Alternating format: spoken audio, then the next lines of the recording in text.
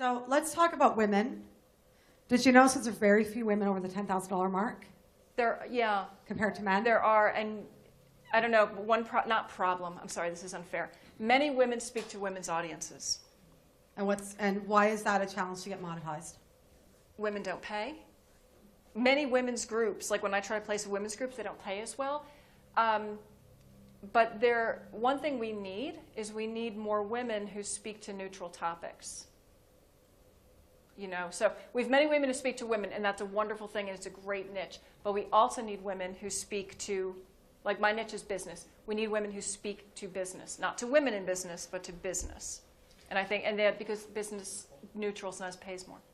Right, and I think that's a really good point because there's not a lot of women who are crushing it in the keynote space. And I mean the keynote space, and there's a difference of the presentation style. Right. But they're not crushing it, and it is because they're so niche to just women that there's just not as nearly as many paying things. And I'm going to tell you, because I've done a lot of the paid women's stuff, like MetLife, I've spoken to them for a few times at their women's conferences, but I can tell you, I'm not going to say MetLife, but there's been a lot of conferences that were women's conferences and ones that I've been paid at where the keynotes were male.